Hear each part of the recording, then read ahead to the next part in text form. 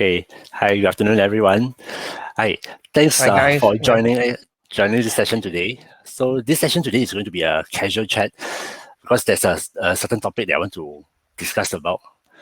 So recently, I heard from one of my friends where he's renting out a property through Airbnb.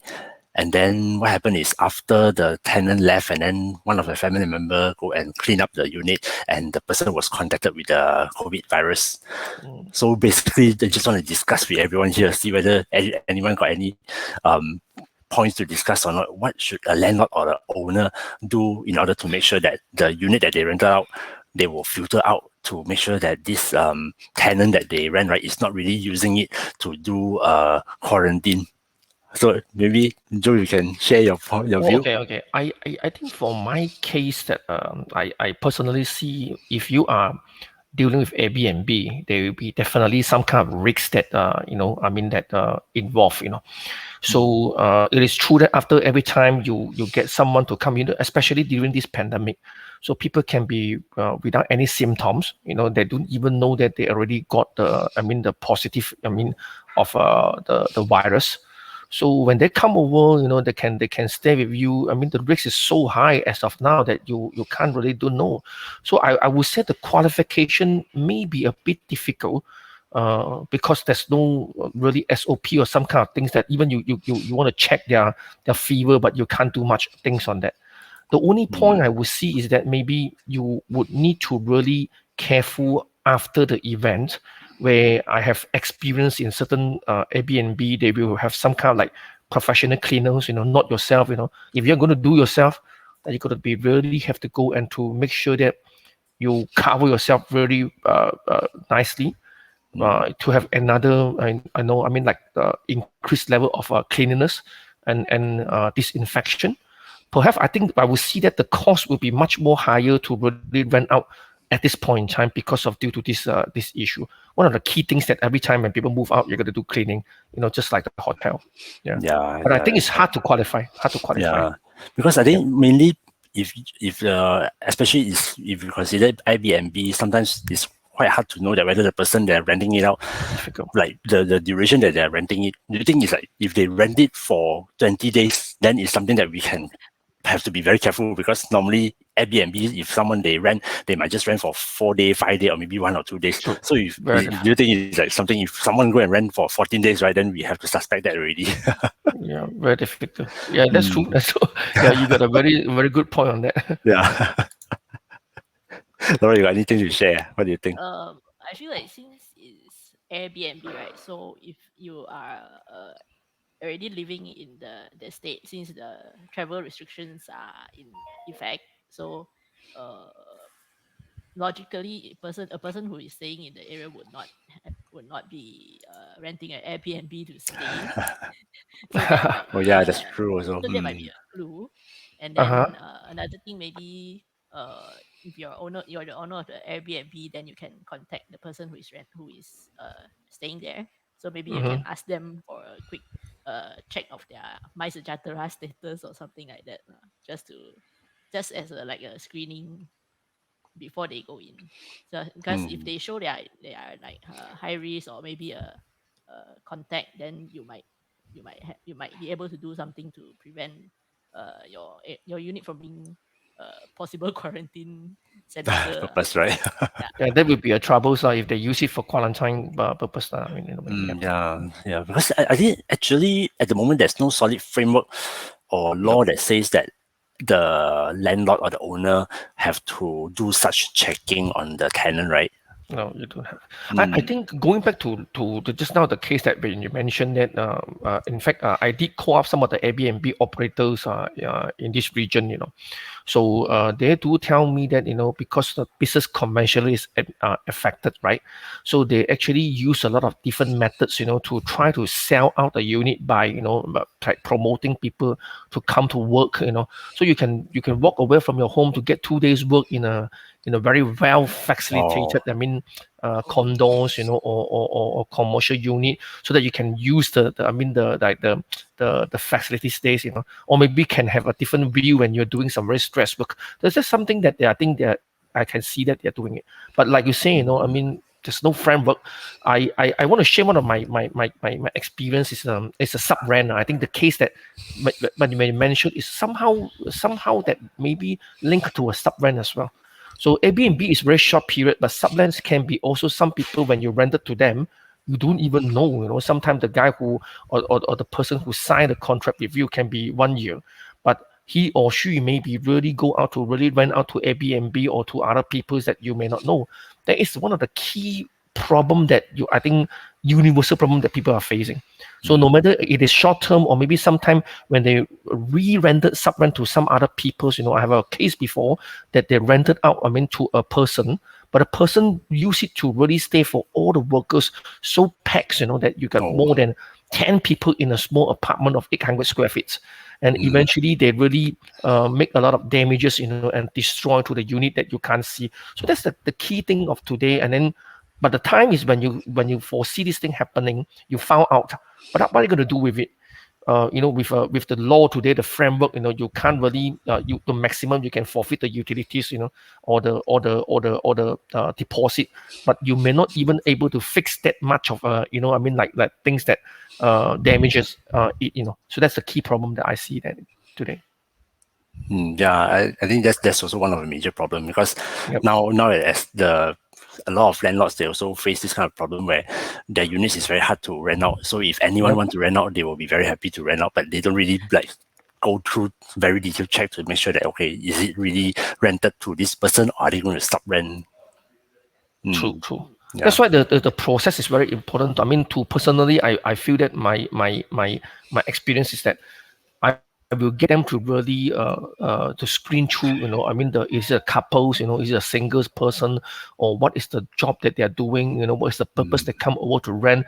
You possibly need to come up with a lot of more questions. So with that, I think hopefully by then you get less chances of people who will be into this sub-rent or Airbnb case for your unit. This is the key things. I would say. But especially I was, if something that come very quickly to give you a very good deposit, that you may need to be mindful. True. It's too good to be true, right? True. You're right.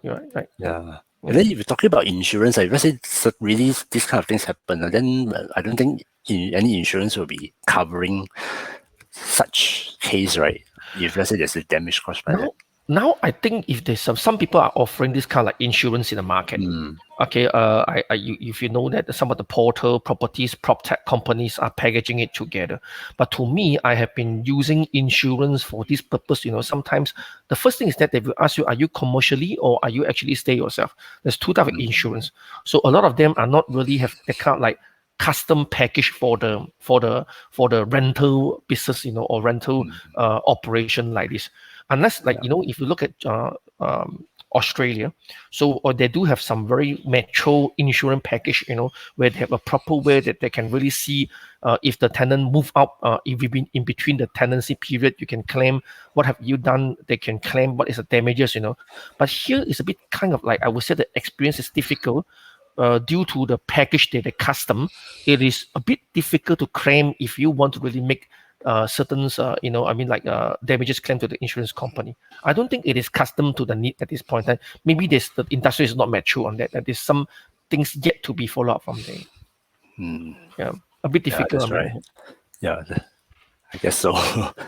So that's why when you do Airbnb, when you do rental, you must actually put in the cost of repay, a potential cost of losses, every year.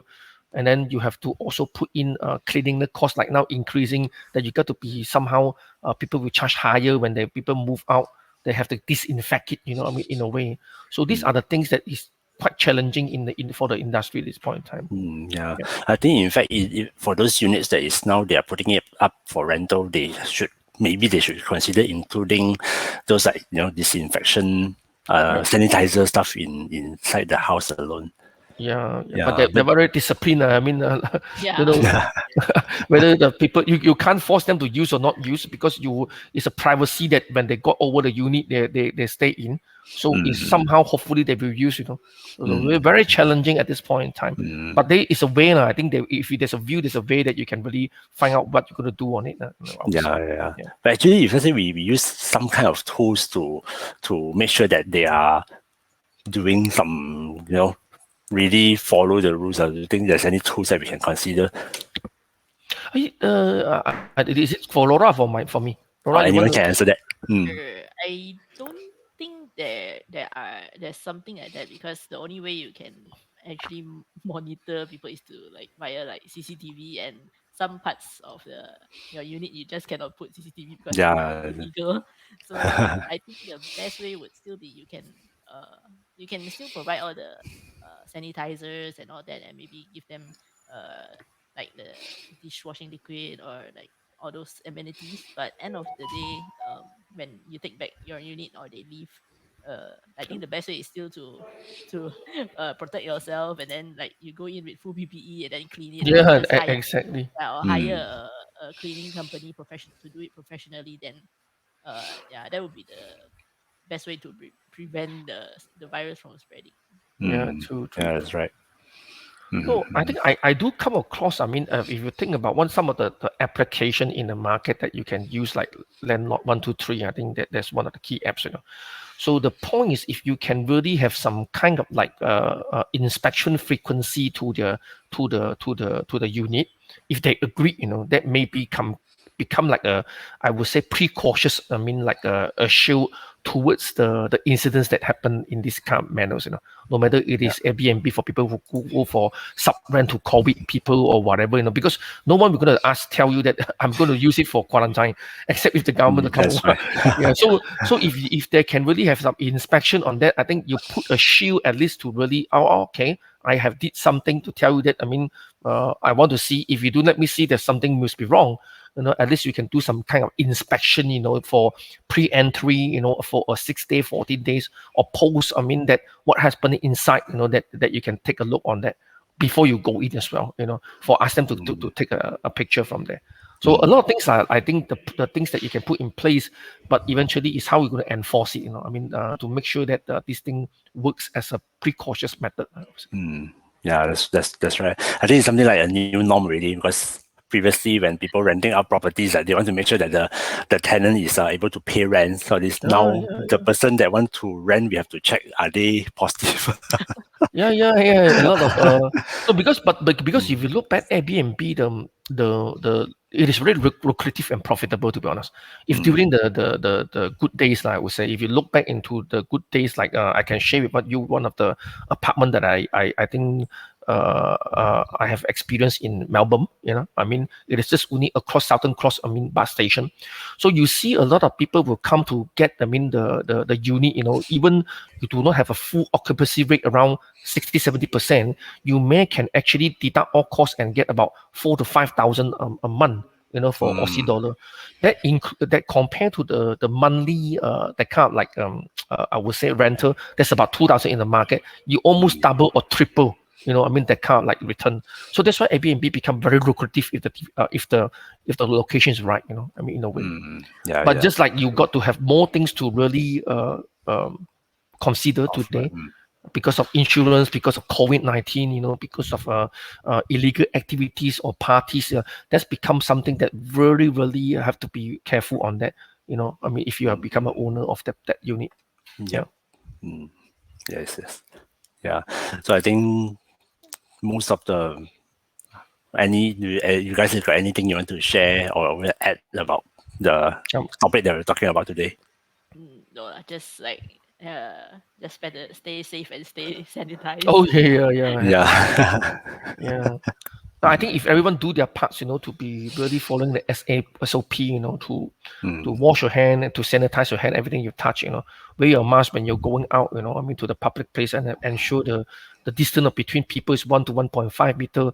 The chances of getting hit is very, very not that easy. So the SOP is by us, not really by the government, At least if we do our part, will be something very different. Yes, Yeah. and the best is everyone really stay home as much as possible. Yeah. Yeah. Okay. Yeah. Okay. I guess that's all the discussion we want to discuss about today.